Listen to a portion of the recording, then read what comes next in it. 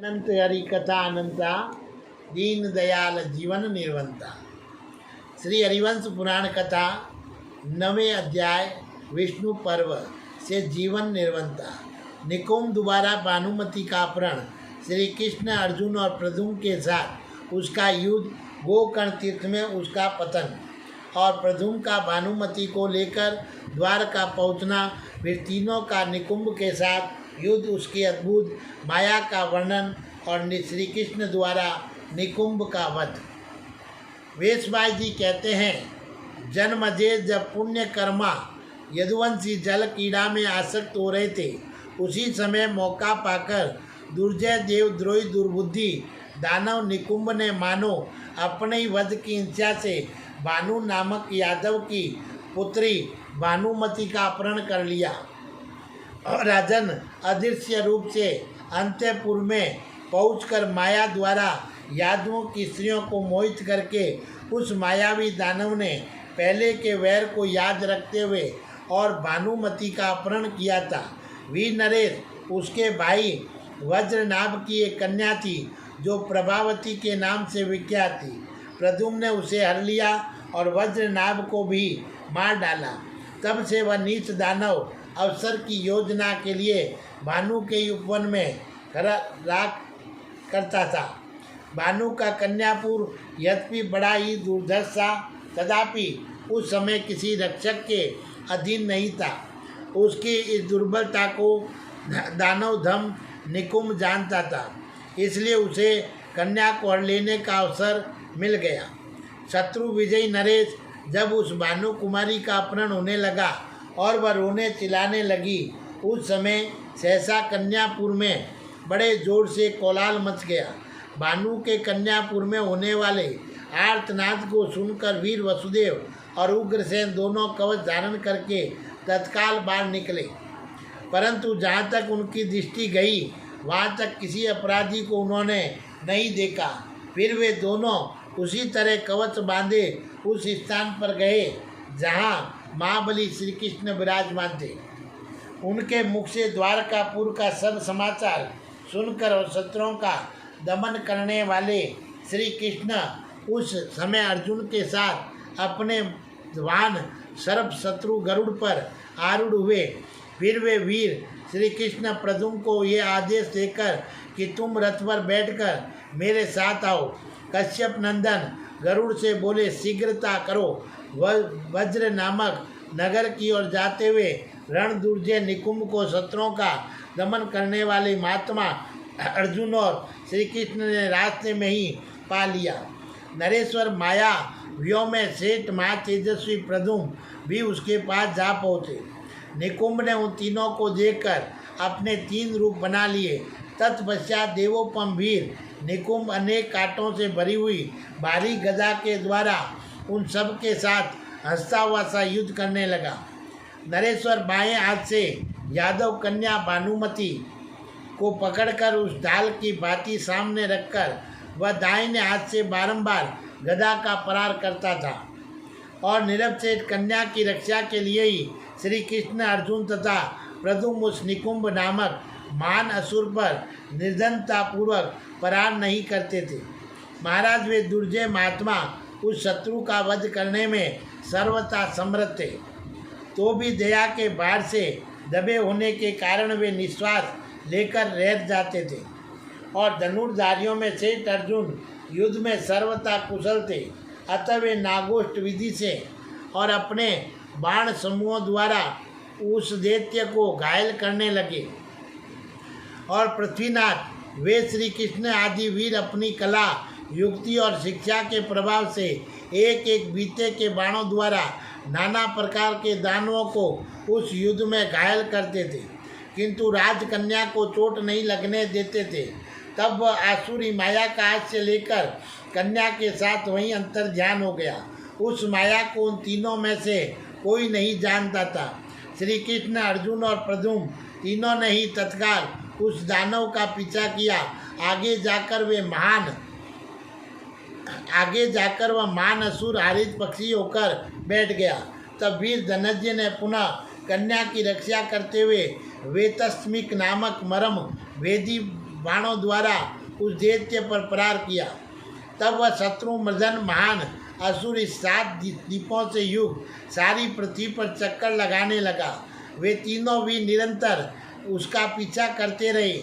वह महान असुर जब गोकर्ण पर्वत के ऊपर से होकर निकले लगा, उस समय कन्या सहित गंगा तट पर समुद्र के किनारे गिर पड़ा और भरतनंदन गोकर्ण पर्वत महादेव जी के तेज से सुरक्षित है। उसे देवता, असुर तथा तपोधन महर्षि भी नहीं लांघ सकते थे। ये अवसर पाकर भीम कुलभूषण शीघ्र ही पराक्रमी रणदुर्जय वीर प्रद्युम्न ने उस कन्या भानुमति को अपने साथ ले गया। राजन श्री कृष्ण अर्जुन द्वारा तीखे बाणों से पीड़ित किया गया असुर निकुंभ उत्तर गोकर्ण को त्याग कर और दक्षिण दिशा की ओर चल दिया। गरुड़ पर बैठे हुए श्री कृष्ण और अर्जुन भी उस समय उसके पीछे पीछे गए। निकुंभ अपने सजातीय बंधुओं के निवास स्थान सटपुर में जा घुसा। श्री कृष्ण और अर्जुन दोनों वीर रात में वहां गुफा के द्वार पर बैठे रहे। श्री कृष्ण की आज्ञा पाकर रुक्मणी नंदन प्रद्युम्न ने प्रसन्न मन से भानु कुमारी भानुमति को द्वारकापुरी में पहुंचा दिया। उसे पहुंचाकर वीर प्रद्युम्न पुनः दानवों से भरे हुए सटपुर में आए और वहां गुफा के द्वार पर भयंकर पराक्रमी श्री कृष्ण और अर्जुन से मिले। निकुंभ के वध की इच्छा रखने वाले महाबली श्री कृष्ण और अर्जुन प्रद्युम्न के साथ सटपुर का दरवाजा घेर कर बैठे थे और तदंतर भयंकर पराक्रमी अत्यंत बलशाली बलि निकुंभ युद्ध के लिए उस बिल से बाहर निकला। प्रजानाथ उस बिल से निकलते समय निकुंभ के मार्ग को अर्जुन ने गांडीव धनुष से छूटे हुए बाणों द्वारा चारों ओर से अवरुद्ध कर दिया। तब बलवानों में शेष निकुंभ ने निकट आकर बहुतेरे कंटकों को भरी हुई अपनी भयानक गदा को उठाकर अर्जुन के मस्तक पर दे मारा। उसने अदृश्य रहकर और ये आघात किया था। सिर पर गदा की चोट पड़ने से वीर अर्जुन मूर्छित हो गए। वे रक्त वामन करते हुए जब अचेत हो गए तब उस घमंडी एवं मायावी असुर ने हंसकर मायावियों में सेठ वीर रुक्मणी कुमार को चोट पहुंचाई। वे पूर्व विमुख होकर खड़े थे, अतः उस असुर को उन्होंने देखा नहीं था। उस अदृश्य असुर के द्वारा सिर पर आघात होने से वीर प्रद्युम्न को भी मूर्छा आ गई। भारी आघात से पीड़ित हो अचेत पड़े हुए उन दोनों वीरों को देखकर भगवान श्री कृष्ण का क्रोध बहुत बढ़ गया और वे गद के बड़े भाई गोविंद कौमोद की गदा उठाकर निकुंभ की ओर दौड़े। वे दोनों दुर्धर्ष वीर गर्जना करते हुए एक दूसरे पर टूट पड़े। ऐरावत पर बैठे हुए इंद्र समस्त देवताओं के साथ आकर उस समय देवता और असुरों के उस घोर महायुद्ध को देखने लगे। देवताओं को देखकर शत्रुओं का दमन करने वाले श्री कृष्ण ने उनके हित की कामना से विचित्र युद्धों द्वारा उस दानव को मार डालने की इच्छा की। युद्ध कला कोविद और महाबाहु श्री कृष्ण अपनी कौमोद की गदा का लालन करते हुए विचित्र मंडल पैतरे दिखाने लगे। इसी प्रकार असुरों में से निकुंभ भी अपनी बहुत से कंटकों को बाली गदा को शिक्षा के अनुसार घुमाता हुआ और पैतरे दिखाने लगा। जैसे वासिता मैथुन की इच्छा वाली गाय को अपने बीच में पाकर दो सांड अकड़ते हुए आपस में लड़ते हैं, जैसे वासिता अंथनी के लिए दो हाथी चिगाड़ते हुए परस्पर युद्ध करते हैं, तथा जैसे दो भेड़िया किसी मादा भेड़िया के लिए परस्पर जूझते हैं, उसी प्रकार वे श्री कृष्ण और निकुंभ क्रोध में भरकर एक दूसरे से भिड़े हुए थे। वीर नरेश, निकुंभ ने अत्यंत भयंकर सिंहनाद करके और जिसमें 8 घंटियाँ स्पष्ट दिखाई देती थी ऐसी गदा के द्वारा भगवान गदाग्रज पर आघात किया। भरतनंदन भगवान श्री कृष्ण ने तत्काल ही अपनी विशाल गदा घुमाकर उस समय निकुंभ के मस्तक पर दे मारी। उस समय बुद्धिमान जगत गुरु भगवान श्री कृष्ण 2 घड़ी तक कौमोद की गदा को थामे हुए खड़े रहे। तत्पश्चात अपनी हिंसा से मूर्छित हो पृथ्वी पर गिर पड़े। नरदेव उस समय महात्मा वसुदेव नंदन श्री कृष्ण की वैसी अवस्था हो जाने पर तत्काल सारे जगत में हाहाकार मच गया। स्वयं देवेश्वर इंद्र ने अमृत मिश्रित आकाश गंगा के शीतल एवं सुगंधित जल से श्री कृष्ण का अभिषेक किया। निश्चय ही सुरसेन श्री कृष्ण ने अपनी इच्छा से ही ऐसा मूर्छा का अभिनय किया था, अन्यथा युद्ध में उन महात्मा श्री हरि को मूर्छित कर देने की शक्ति किसमें है। भारत सचेत होने पर शत्रुनाशन श्री कृष्ण ने चक्र उठाकर और उस दुरात्मा से कहा, अरे अब इस चक्र की चोट सहन कर। उनकी यह बात सुनकर और अत्यंत मायावी दुर्जय वीर निकुंभ भी अपने उस शरीर को वहीं त्याग कर ऊपर की ओर उड़ गया। श्री कृष्ण को उसकी इस चाल का पता न लगा। प्रभु ये मरना चाहता है अथवा मर गया है, ऐसा समझकर वीर व्रत का स्मरण रखते हुए वीर जनार्दन ने उसकी रक्षा की। गिरे हुए उस दानव के शरीर पर अपना अस्त्र नहीं चलाया। तदंतर प्रद्युम्न और अर्जुन दोनों सचेत हो श्री कृष्ण के निकट आकर खड़े हो गए। उन दोनों ने निकुंभ के वध का निश्चय कर लिया था। प्रद्युम्न भी मायावी थे, अतः उन्होंने निकुंभ की माया को पहचान लिया और श्री कृष्ण से कहा, तात निकुंभ यहाँ नहीं है, वह दुर्बुद्धि कहीं चला गया। प्रद्युम्न के इतना कहते ही निकुंभ का वह कलेवर अदृश्य हो गया। यह देख अर्जुन के साथ भगवान श्री कृष्ण जोर जोर से हंसने लगे। नरेश्वर, इतनी ही में उन वीरों ने पृथ्वी पर आकाश में तथा सब और सहस्त्रों युक्त 1 करोड़ निकुंभ के शरीर देखे। शत्रु दमन नरेश श्री कृष्ण, अर्जुन तथा रुक्मणी कुमार वीर प्रद्युम्न के भी सहस्त्रों शरीर दिखाई दिए। वह अद्भुत सा दृश्य प्रकट हुआ। किन्हीं महान असुरों ने अर्जुन का धनुष ले लिया और किन्हीं ने उनके बड़े बड़े बाण छीन लिए और दूसरों ने उनके दोनों हाथ पकड़ लिए और अन्य असुरों ने उनके दोनों पैर। इस तरह वीर अर्जुन को पकड़कर वे सब आकाश में ले गए। फिर उन असुरों द्वारा पकड़े गए अर्जुन के करोड़ों रूप हो गए। शत्रुओं का नाश करने वाले श्री कृष्ण और प्रद्युम्न दोनों वीरों ने पार्थ से रही तो अपने बाणों से निकुंभ को काट डाला, तो भी उसका अंत होता नहीं देखा।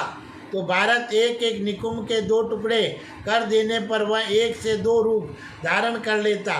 उस समय दिव्य ज्ञान संपन्न भगवान श्री कृष्ण ने बारंबार उसके विषय में विचार किया। तब भगवान मधुसूदन ने संपूर्ण मायाओं के सीटा तथा अर्जुन का अपहरण करने वाले निकुंभ को यथार्थ रूप से देखा। भूत, वर्तमान और भविष्य को उत्पन्न करने वाले असुरसूदन श्री हरि ने समस्त प्राणियों के देखते देखते अपने चक्र से निकुंभ का सिर काट लिया और राजन भरतनंदन सिर कट जाने पर वह मुख्य असुर अर्जुन को छोड़कर और जड़ से कटे हुए वृक्ष की भांति पृथ्वी पर गिर पड़ा। मानद उस समय श्री कृष्ण की आज्ञा से प्रद्युम्न ने आकाश में पहुंचकर वहां से गिरते हुए अर्जुन को पकड़ लिया। निकुंभ के धराशायी हो जाने पर अर्जुन को आश्वासन दे उनके और प्रद्युम्न के साथ भगवान श्री कृष्ण द्वारका को चले गए।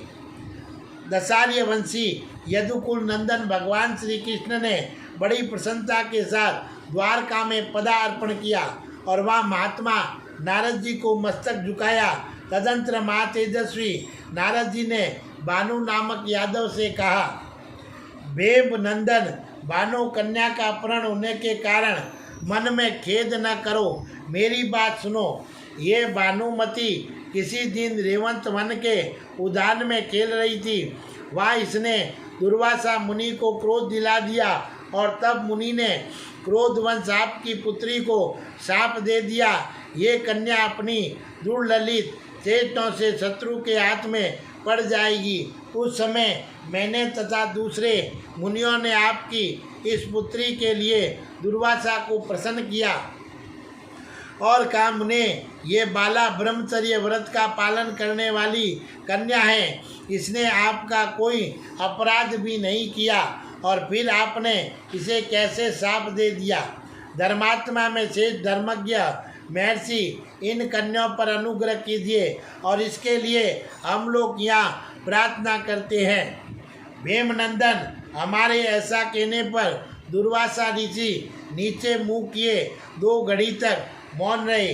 फिर दयापूर्वक बोले, महर्षियों, मैंने जो बात कही है वह उसी तरह होगी, उसे कोई बदल नहीं सकता। ये शत्रु के हाथ में अवश्य पड़ेगी और इसमें संशय नहीं है, परंतु ये भी निश्चय है कि ये दूषित नहीं होने पाएगी। धर्म के अनुसार पति को प्राप्त करेगी, इसके बहुत से पुत्र होंगे, ये बहुत धन से संपन्न और सौभाग्यवती होगी।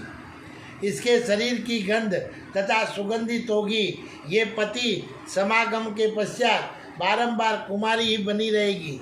इस कुशा की कन्या को अपने अपहरण जनित घोर शोक का स्मरण नहीं रहेगा। और वीर भानो, तुम मेरी बात सुनकर और भानुमति का सहदेव के साथ ब्याह कर दो, क्योंकि पांडुपुत्र सहदेव श्रद्धालु, शूरवीर तथा धर्मशील है। तदंत नारद जी के वचनों को याद रखते हुए धर्मात्मा भानु ने अपनी कन्या भानुमति माद्री कुमार सहदेव को दे दी और चक्रपाणी भगवान श्री कृष्ण ने सहदेव को बुलवाया और उस समय विवाह कार्य संपन्न हो जाने पर उन्हें पत्नी सहित विदा कर दिया। फिर वे अपनी पुरी को चले गए। जो मनुष्य श्रद्धा पूर्वक भगवान श्री कृष्ण की इस विजय वार्ता को पढ़ेगा या सुनेगा, वह सभी कार्यों में विजय पाएगा। बोलिए द्वारकाधीश भगवान की जय। देखो, ये भगवान की जितनी भी कथाएं होती है, उनके पीछे पुण्य फल देने की कथाएं हैं। अब इस कथा को किया, इस कथा को जिसने सुना, वह सभी कार्यों में विजय प्राप्त करेंगे। तो इसलिए सभी से निवेदन है कि इस कथा को आगे बढ़ाएं और सबके यहाँ पर पहुँचाएं और कमेंट करें, लाइक करें और सब्सक्राइब करें, शेयर करें। यही भगवान का धर्म है। जिसने ये कथा सुनी और जिसने ये कथा पढ़ी, उन सब को विजय प्राप्त होती है। बोलिए श्री कृष्ण भगवान की जय।